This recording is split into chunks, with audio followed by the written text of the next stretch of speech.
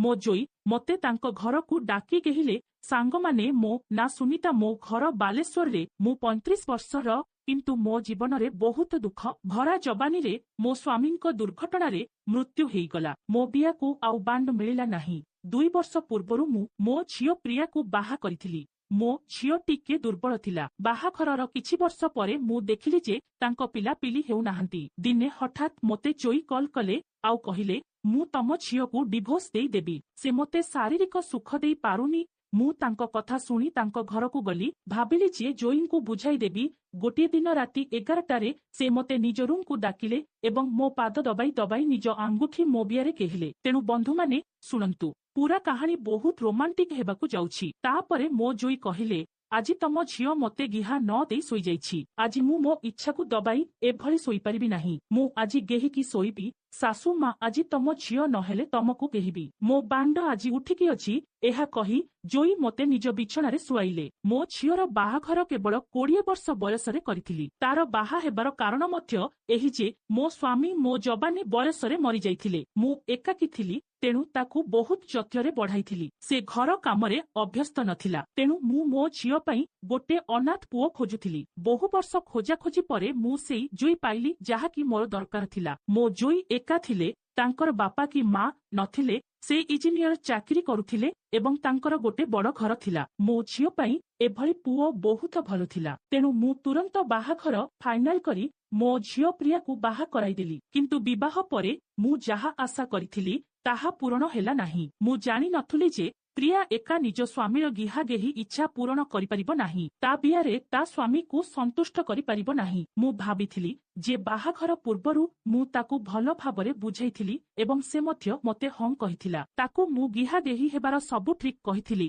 केमिति ता स्वामीर बांड को चुचुमिबो केमिति ता दूध को ता स्वामी को खुआइब आउ भलरे गिहा देब किंतु बाहाघरर किछि मास परे मु खबर पाइली जे से भलरे गिहा देई पारु नाही प्रथमे मो जोई झियोर सबु कथा सही जाउथिले किंतु बाहाघरर 3 मास परे हेलणी गिहा न देबारु से आउ सही परिले नाही गोटिए दिन मु मो झियोर खबर नेबा पई ता घर को जीवाकू स्थिर कली मु सेठारे 2 दिन रहिली 2 दिन परे जेतेबेले मु घर को फेरिबाकू कहिली प्रिया मते कहिला माँ मते भल लागुनी तुमे आउ किछि दिन मोर मो सहित रुह घरे जाई तुमे कौन करिब मु मो झियोर प्रकृति को जानिथिली 2 दिन रे मु देखिथिली जे मु आसीबा परे से पूरा कामरु दूरे जाइथिला तेणु मु आउ किछि दिन अंजलि पाखरे रहिबाकू स्थिर कली से दिन संध्या रे जोई ऑफिस रु घर को आसिले मते निज घरे देखि से आश्चर्य होई गले मु तांको चा देली से कहिले सासू माँ आपण आज सकाळे चाली जिबाकू बसिथिले तेबे हठात किपरि रहिगले मु कहिली मोर एठारे रहिबारे आपणंकु खुशी हेउ नाही कि से कहिले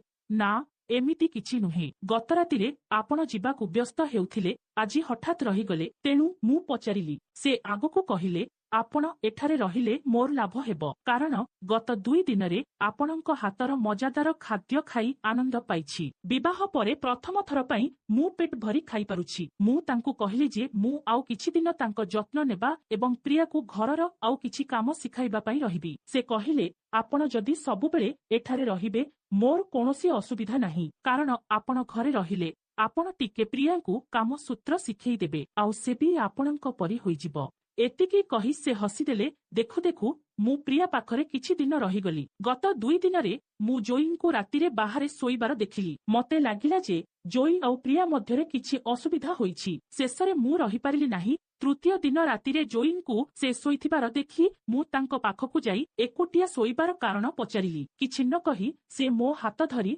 मते तांको रूम को नेई गले सेठारे जाई से कहिले सासू माँ आपण देखुछंती आपणଙ୍କ ଝିଅ କେତେ ଗଭୀର ନିଦରେ ଶୋଇପଡ଼ିଛି ମତେ ଆଜି ପର୍ଯ୍ୟନ୍ତ ତାକୁ ଗେହିବାକୁ ଦେଲାନି ମୁଁ ଚୌଥି ରାତିରେ ବି ମୁଖି ମାରିଛି ଏମିତି ଝିଅକୁ ବାହା ହେଇ ଲାଭ କଣ ଆପଣ ମୋ ଜୀବନକୁ ବର୍ବାଦ କରିଦେଲେ ଜୋଇଙ୍କ କଥା ଶୁଣି ମୁଁ ବହୁତ ଆଶ୍ଚର୍ଯ୍ୟ ହୋଇଗଲି ମୋ ଜୋଇ ମୋ ଝିଅଠାରୁ ଗିହା ନ ପାଇଥିବାରୁ ସମ୍ପୂର୍ଣ୍ଣ ଅସନ୍ତୁଷ୍ଟ ଥିଲେ ତେଣୁ ମୁଁ ତାଙ୍କୁ କହିଲି ତମେ ଚିନ୍ତା କର ନାହିଁ ମୁଁ ପ୍ରିୟାକୁ ବୁଝାଇ ଦେବି ଜୋଇ ଏବଂ ଝିଅର ସମ୍ପର୍କ ବିଷୟରେ ଜାଣିବା ପରେ ମୋର ନିଦ ଉଡ଼ିଗଲା ମତେ ଲାଗିଲା କେବେ ସକାଳ ହେବ ଏବଂ ମୁଁ ମୋ ଝିଅ ସହିତ କଥା ହେବି ତାପର ଦିନ ରାତିରେ ମୁଁ ଯେତେବେଳେ ରୋଷେଇ ଘରକୁ ଯାଉଥିଲି ରାତି ପ୍ରାୟ 11ଟା ବାଜି ଯାଇଥିଲା ମୁଁ ଶୁଣିଲି ଯେ ଜୋଇଙ୍କ ରୁମ୍ରୁ ଗିହାଗେହି ହେବାର ଶବ୍ଦ ଆସୁଛି। ମୁଁ ଖୁସି ହେଇ ଗଲି ଆଉ ଭାବିଲି ଯାଇ ଟିକେ ଦେଖିଦେବି ସେମାନେ କେମିତି ଖେଳୁଛନ୍ତି। ଯେତେବେଳେ ମୁଁ ତାଙ୍କ ରୁମ୍କୁ ଗଲି ମୁଁ ପୁରା ଆଶ୍ଚର୍ଯ୍ୟ ହେଇଗଲି। ସେ ଟେବୁଲ ଉପରେ ବସି ଗିହାଗେହି ଭିଡିଓ ଦେଖି ବାଣ୍ଡ ହଲାଉଥିଲେ। ଠିକ ସେତିକି ବେଳେ ମୋ ହାତ ବାଜି ପାଖରେ ଥିବା ପାଣି ଗ୍ଲାସଟା ପଡିଗଲା।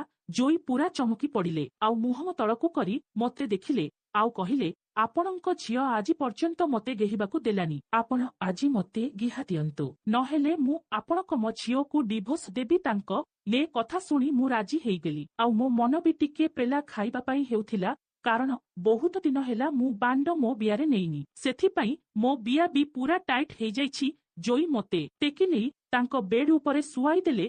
ତାପରେ ମୋ ଉପରେ ଚଢି ମତେ ଜୋର ଜୋରରେ କିସ୍ କରିବାକୁ ଲାଗିଲେ। ମୋ ଗୋରା ଦୁଧ ମୁଣ୍ଡିକୁ ସେ ତା ଆଙ୍ଗୁଳିରେ ଟାଣିବାକୁ ଲାଗିଲେ। କିଛି ସମୟ ପରେ ସେ ତା ପ୍ୟାଣ୍ଟ ଖୋଲି ତା ବଡ ବାଣ୍ଡକୁ ମୋ ହାତରେ ଦେଇଦେଲା ଆଉ ମୋ ଚଡିରେ ହାତ ପୁରେଇ ତା ଆଙ୍ଗୁଠି ମୋ ବିଆରେ ପୁରେଇବାକୁ ଲାଗିଲେ। ମତେ ବହୁତ ଭଲ ଲାଗୁଥିଲା। ତାପରେ ମୁଁ ତା ବାଣ୍ଡକୁ ଆଗପଛ କରିବାକୁ ଲାଗିଲି। ମୁଁ ମୋ ଚଡି ଖୋଲିଦେଲି। ସେ ଜୋର ଜୋରରେ ତା ମଝି ଆଙ୍ଗୁଳି ମୋ ବିଆରେ ପୁରେଇବାକୁ ଲାଗିଲା। ମୁଁ ତା ବାଣ୍ଡକୁ ଅଧିକ ହଲେଇକି ନାହିଁ, କାରଣ ନୂଆ ନୂଆ ଗେହି ହେଲେ ଆଉ ମାନଙ୍କର ଶୀଘ୍ର ବାହାରିଯାଏ। କିଛି ସମୟ ପରେ ମୁଁ ତା ମୁଷଳ ବାଣ୍ଡକୁ ମୋ ପାଟିରେ ଭରିଦେଲି ଆଉ ଚଟିବାକୁ ଲାଗିଲି। ସେ ମୋ ଦୁଧକୁ ତା ପରିରେ ଚାଟୁଥିଲା। ମୁଁ କହିଲି, କଣ କରୁଛ ଜୋଇ? ଜୋର ଜୋରରେ କର। ସେ ତାପରେ ପୁରା ରିଲାକ୍ସ ହେଇ ଜୋର ଜୋରରେ ଦୁଧ କାମୁଡିବାକୁ ଲାଗିଲା। ମୁଁ ପୁରା ସଲେଇବାକୁ ଲାଗିଲି। ମୋ ବିଆ ଆସ୍ତେ ଆସ୍ତେ ନାଳେଇବାକୁ ଲାଗିଲା। ଜୋଇ କହିଲେ, ଶାଶୁ ତମେ ତମ ଦୁଇ ଜଙ୍ଘକୁ ଟିକେ ଅଲଗା କର, ମୁଁ ଟିକେ ତମ ଗୋଲାପୀ ବିଆକୁ ଚାଟିବି। ମୁଁ କହିଲି, ଆମେ ମିଶିକି ଚଟାଚଟି ହେବା। ତାପରେ ମୁଁ ଶୋଇ ପଡିଲି। ସେ ମୋ ଉପରେ ଓଲଟ ହେଇ ଶୋଇପଡିଲା। ସେ ମୋ ବିଆକୁ ଚାଟିଲା ଆଉ ମୁଁ ତା ବଡ ବାଣ୍ଡକୁ ଚାଟିଲି। ମୋ କି ମଜା! ମୋତେ ମୋ ସ୍ୱାମୀ କେବେ ଏମିତି କେହି ନଥିଲେ। ଜୋଇ କହିଲା, ଶାଶୁ ମା ତମ ଗୋଲାପୀ ବିଆରେ କଣ ପାଇଁ ବାଳ ନାହିଁ? ମୁଁ ତାକୁ କହିଲି, ଜୋଇ କଥା ତମେ ପରେ କହିବ, ଏବେ ଭଲରେ ମୋ ବିଆକୁ ଚାଟ। କିଛି ସମୟ ପରେ ମତେ ଜୋଇ କହିଲେ, ଶାଶୁମା ଟିକେ ଆଣ୍ଠେଇକି ବସି ପଡ। ମୁଁ ବି ଚେୟାରରେ ଆଣ୍ଠେଇକି ବସି ପଡିଲି। ସେ ତା ବାଣ୍ଡକୁ ଧୀରେ ଧୀରେ ମୋ ବିଆରେ ପୁରେଇବାକୁ ଲାଗିଲା ଆଉ ମୋ ଗାଣ୍ଡିକୁ ଚାପୁଡା ମାରିଲା। ତାପରେ ଜୋଇ ମୋ ଲମ୍ବା ଚୁଟିକୁ ଧରି ଘୋଡା ପରି ଗେହିବାକୁ ଲାଗିଲା। ମୋ ଦୁଧ ଖାଲି ଦୋହଲୁଥାଏ। ମୁଁ ଖାଲି ଓ ଆ ଶବ୍ଦ କରୁଥାଏ। ମତେ ପୁଣି କହିଲା, ଶାଶୁମା ମୁଁ ତମ ବିଆରେ ତଳେ ଶୋଉଛି, ତମେ ତମ ବିଆ ମୋ ମୁହଁରେ ମାରିଦିଅ, ମୁଁ ଆଉ ଟିକେ ଚାଟିବି। ମୁଁ ପୁଣି ମୋ ବିଆକୁ ତା ମୁହଁରେ ମାରିଦେଲି। ଜୋଇ ତାଙ୍କ ଜିଭକୁ ମୋ ବିଆ ଭିତରେ ଗେଞ୍ଜିବାକୁ ଲାଗିଲେ। ମୋ ବିଆ ପୁରା ନାଳରେ ସଲ ସଲ ହେଇଯାଇଥିଲା। ସେ କହିଲେ, ଶାଶୁମା ତମ ବିଆରେ ଯେତେ ନାଳ ସବୁ ଚାଟିକି ସଫା କରିଦେବି। ତାପରେ ମତେ ବସେଇ ମୋ ବିଆରେ ଛେପ ପକେଇ ଦେଲା ଆଉ ତା ନାଳୁଆ ବାଣ୍ଡକୁ ଆଣି ମୋ ବିଆରେ ପୁରେଇବାକୁ ଲାଗିଲା। କେତେ ଜୋରରେ ଗେହୁଜ! ଜୋଇ ସେମିତି ମତେ ଗେହିବାକୁ ଲାଗିଲେ। ତାପରେ ସେ ତା ବାଣ୍ଡକୁ ଆଣି ମୋ ମୁହଁରେ ଦେଇଦେଲେ। ତା ବାଣ୍ଡର ସବୁ ବିର୍ଜ ମୁଁ ପିଇଗଲି। ସେଦିନଠୁ ମୁଁ ଆଉ ଜୋଇ ଗିହାଗେହି ହଉ ଆଉ ମତେ ବହୁତ ମଜା ଲାଗେ। ମତେ ବହୁତ ମଜା ଲାଗିଲା। ଦର୍ଶକ ବନ୍ଧୁ, ଯଦି ଆପଣଙ୍କୁ ମୋ ଗିହାଗେହି ଷ୍ଟୋରି ପସନ୍ଦ ଆସିଲା ମତେ ସବସ୍କ୍ରାଇବ କରିବେ।